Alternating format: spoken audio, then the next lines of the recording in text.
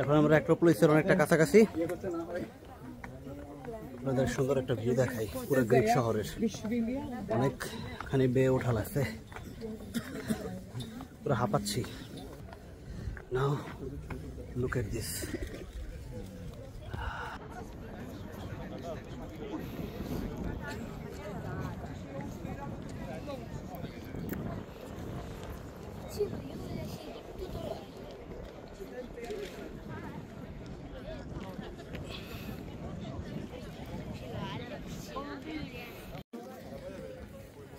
তো আপনারা যারা অ্যাক্রোপোলিসে উঠতে চান তাদের এখান থেকে টিকিট নিতে হবে।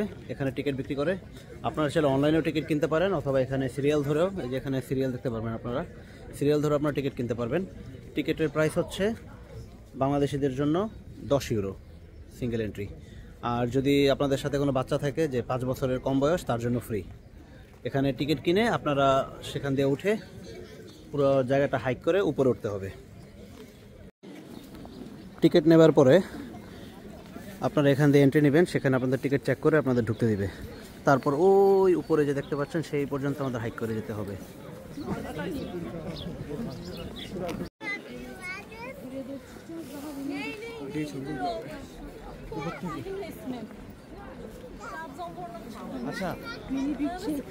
হেরোডিস অ্যাটিকাস ছিলেন একজন রোমান সিনেটর, যিনি তার ওয়াইফের স্মরণে এই জায়গাটা বানাইছিলেন। এটার নাম হচ্ছে ওডিয়ন অফ হেরোডিস অ্যাটিকাস। তো এটা খ্রিস্টাব্দ 161 সালে বানানো হয়েছিল, আর এটা ইউজ করা হয়েছে একটা মিউজিক থিয়েটার হিসাবে। তো 5000 ধারণ ক্ষমতার মতো লোক আছে এখানে।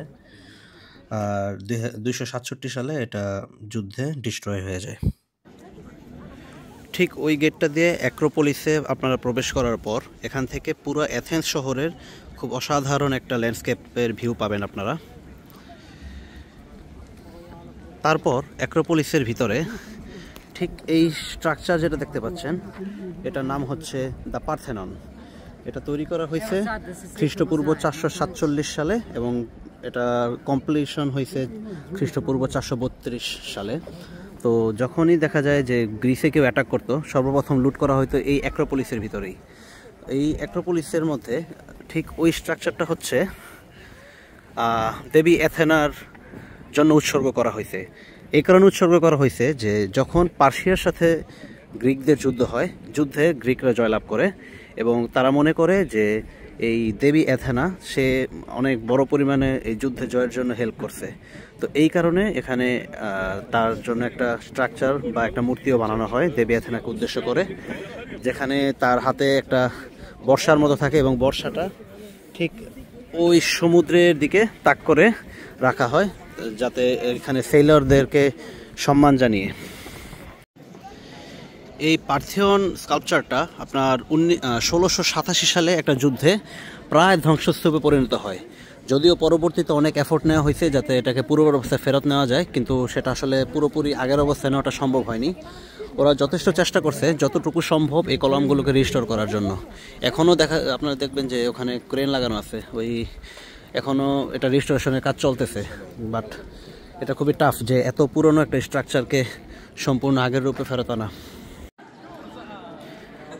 এটা হচ্ছে অ্যাক্রোপোলিস মিউজিয়াম, অনেকগুলো স্কাল্পচার এটার ভিতরে নিয়ে প্রদর্শনীর ব্যবস্থা করা হয়েছে। এখানে আন্ডারগ্রাউন্ডেও ভালো একটা ভিউ আছে,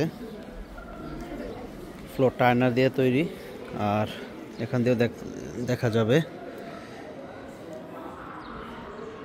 তো মনে হচ্ছে আগে রাজা বাদশার আমলে একটা টানেলের মতো ছিল, যে যুদ্ধে হইলে অনেকে এখানে এসে পালাইতো শত্রুর হাত থেকে রক্ষা পাওয়ার জন্য। মানুষ এখানে টাকা পয়সাও ফালাচ্ছে তাদের সমৃদ্ধি কামনা করে আই গেস। আর এই মিউজিয়ামে ঢুকতে অ্যাডমিশন ফি হচ্ছে 20 ইউরো। মনে হয় না ঢুকবো, কারণ আমরা এখন বাজেট ট্রিপে আছি। সো জাস্ট দেখায় রাখলাম।